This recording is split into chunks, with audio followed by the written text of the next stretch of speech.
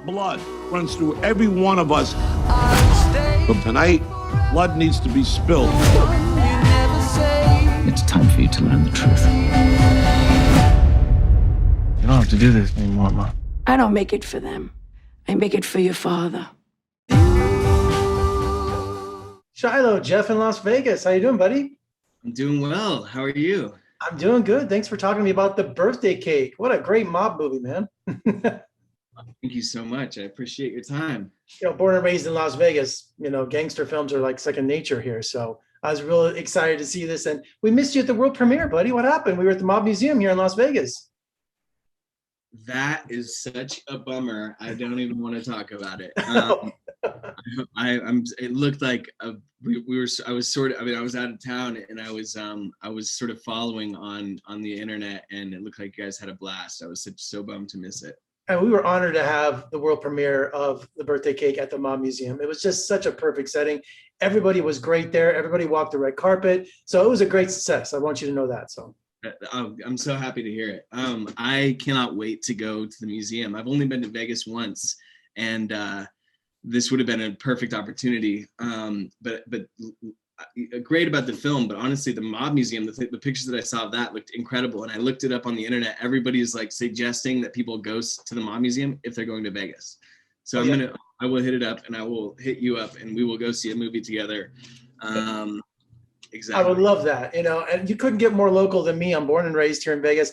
I grew up across the street from Oscar Goodman. And if you know that name, he was not only our mayor, but he was also the mob's lawyer, so your neighbor? Oh my God. It's just awesome. So, so the story of The Birthday Cake, it's the 10th anniversary of Gio's father's death. His family meets every year to honor his death, a celebration.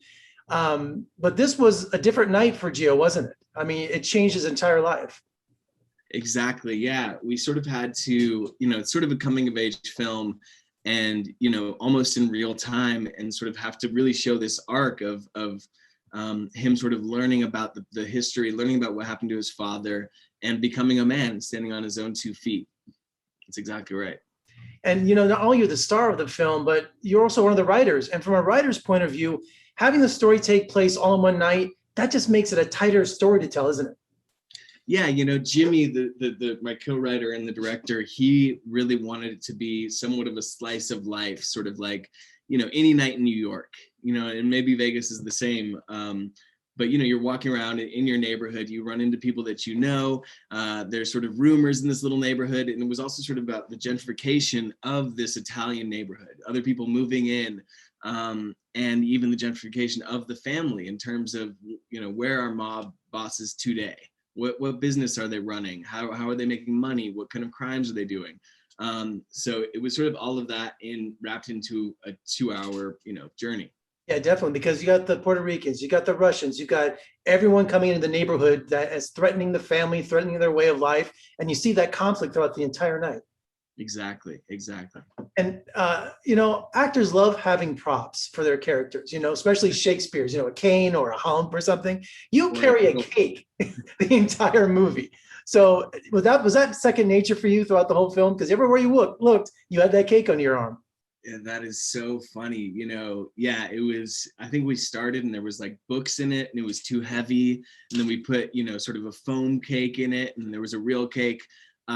It was amazing, and something that I really grew attached to. And it's funny because in the writing process, there was we wrote it where a few times he left the cake places, he forgot it, had to go back for it, and that does happen I think once in the movie.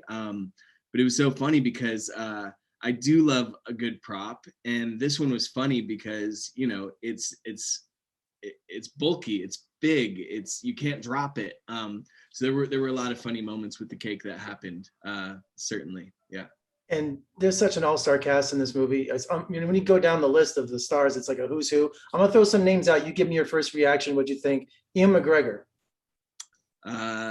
Motorcycle god. Can't wait to go ride across the country with him. Obi-Wan Kenobi too. That's so cool. He. I mean, real quick. He truly. Acting across him made me a better actor. His eyes literally lure you in. I mean, he is that good. He blew me away. Val Kilmer. Listen, Top Gun. He's such a playful guy. We have this scene, the scene that you have the picture behind you. We're both at the heads of this big long table. In between takes, he's literally throwing bread at me, messing with me. He improved. He was figuring out his backstory. He was like a giddy little kid on this set, and I was in awe of him. And he was so sort of brave to come do this movie for us. Yeah, I interviewed him once, maybe 10 years ago, and it's one of the best interviews I ever had. You're right. He's this playful, joyful kind of guy. He's much like his characters in movies, like Real Genius or something. He's got that personality. So he was awesome in the film. Paul Sorvino. That was incredible, man. We wanted him from the beginning, and it sort of took some commandeering, and we finally got him there. It was so fun. He sort of needed no direction. The guy sort of just has this presence and was wanted to be in the movie, and we felt so lucky to have him. I won't give away the spoiler, but he has 2 lines in the movie, and they were very iconic. Yes, that's perfect. That's perfect. Yeah. And William Fichtner, he's always intense. I don't think I've ever seen a movie or TV show where he's not just like, the adrenaline's at 100. Yes. He blew me away. Our dressing rooms were next to each other, and he was literally going over his lines, saying them out loud over and over and over. I mean, I have, 10 times the scenes that he does in the movie, and he literally made me look like I wasn't working hard on my character, and I was.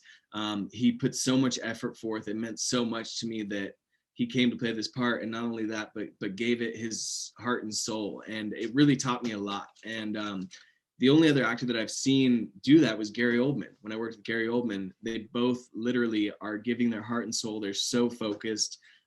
It's all that they're sort of thinking about, and it blew me away. There's so many good fellas in this movie, and it's, I got to meet some of them at the premiere, like Nick Vallelonga, and I interviewed Vincent Pastore yesterday. It's funny, you think they're their characters because they act like that, they carry their presence like that. When you met all these guys, did you kind of buy into these characters they play? Yeah, I mean, it was wild having all those guys in one room. That like the set decorators, the art department brought out the food, and they're like, no, the bread comes first, and sort of speaking over each other. At times we had to sort of be like, okay, guys, we got to shoot the scene. You know what I mean? Remember your lines. But it did feel real. It felt very authentic, and it was also cool because yes, they're all in this big family. They're all these Italian guys, but they each had their own specific characters. And I think Vincent and Nick both really took their characters to heart and delivered. It wasn't a caricature. They really did do a great job with these specific roles. And I love talking to Nick. Nick was, we have our own little private relationship until, stuff hits the fan, so to speak. But it was just awesome. And we did feel like a family, even though it's an intense scene. They really did make it feel like a family. Yeah, because when I spoke to Vincent yesterday, he proceeded to tell me about everyone behind me in this picture. He started naming everyone, who they were, what they did. So he loved that photo behind me. So yeah, that's cool. Yeah, he really loved his part. The guy on the bottom left of you, John Magaro, that's one of my best buddies and one of my favorite actors, and he just does such a great job in the movie too. Yeah, because it was at D'Onofrio. He's like, where is he? But he was other side. If you I saw him at the premiere. I went, oh my God, that's Tommy from Goodfellas. Oh, you're talking about that guy. I'm talking about the other guy on the other side. Oh yeah, I saw him, but I mean, I saw him and I'm like, why does he look so familiar? Because I saw him in the movie too, and it hit me.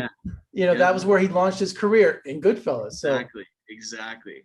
And Bronx Tale too, maybe. Yes, absolutely. Like I said, this is a who's who of the best Italian American actors you could have assembled. Really so lucky. How you got all these guys without spending $50 million, I don't know. Totally. Yeah, we were amazed that everybody believed in us enough to come and do the movie. I mean, it's tough to pay people and to make a good movie, and we were lucky that everybody donated their time basically to come and make this as good as it could be. And I had a chance to speak to Jimmy at the world premiere. What a great guy. Now, he comes from a background of music videos, right? So this was his first feature film. Is that correct? Exactly. Yeah. Jimmy's an incredible musician, actually. When I met him, he was a musician, and I really loved music and wanted to be in his band. I'm not talented.